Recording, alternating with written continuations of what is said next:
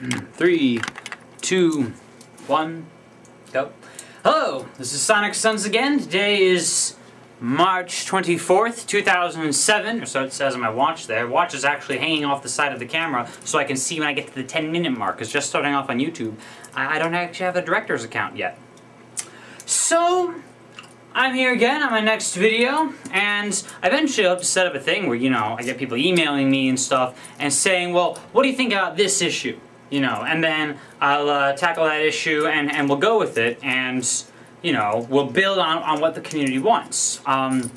As for me, I'm just going to talk about whatever comes into my mind, because things are constantly coming into my mind, and in fact it's hard to just focus on one thing for 10 minutes at times, unless I get really inspired on it. But that's what I have to do here, because that's the way YouTube works. I imagine you'd want something a little more coherent than what I normally do. So, what shall I talk about first? I'm going to talk about the United States immigration policy towards Mexico. Oh, really? Yes I am. Because I think about these things. Okay, so for those of you in other countries or whatnot, here's the deal. We got the United States, and just obviously we have Mexico. Mexico has a 50% poverty rate. I admit I may be wrong. Remember that deal? But I do believe I heard it was something like a 50% poverty rate. There's problems in Mexico, right? America, I don't know what the rate is, but it's much lower. And there's a lot of nice things about America, freedoms and such. Granted, Mexico is not a corrupt, unfree country, at least not completely. Not getting into that right now, because I don't know enough about Mexico. I'm talking about just the immigration policy. Now, the problem is we have some, a dozen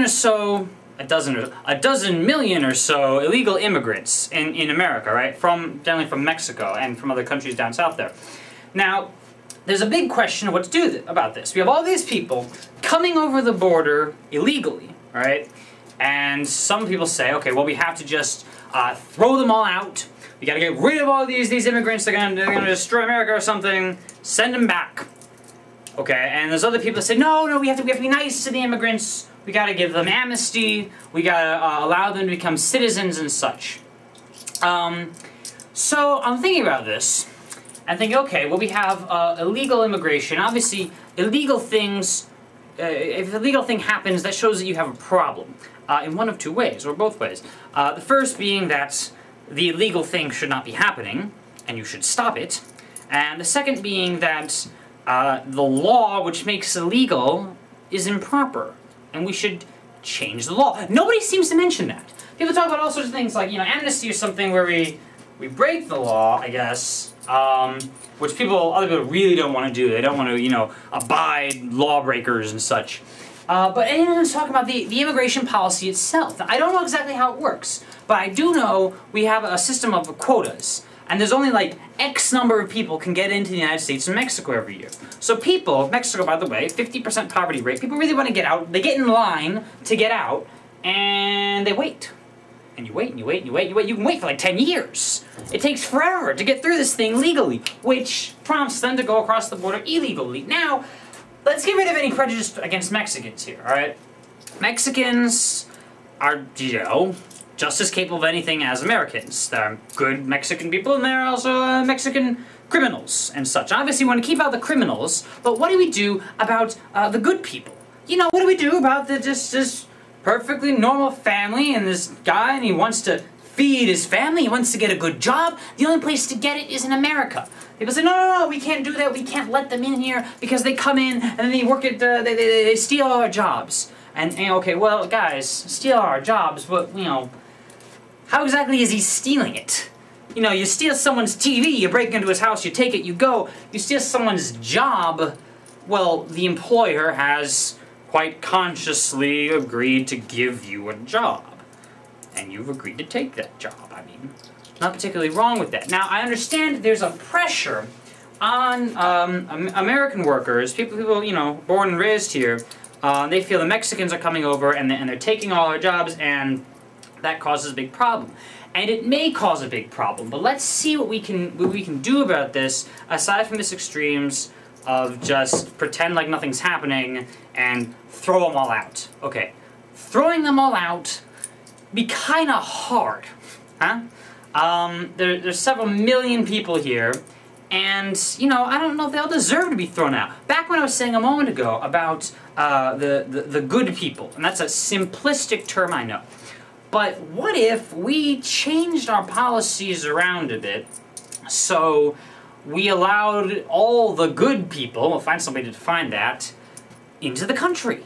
Like, what would happen if we just kind of opened the floodgates and said, okay, if you're not a criminal, and you're not a terrorist, and you're not on some horrible drugs or whatever, and you have some good chance of finding a job and feeding your family, and you're going to be a nice, productive member of society, if you're going to be, in essence, a good person, well then, come on in. What would happen to that? We did that once with Ellis Island, and granted we had more land then.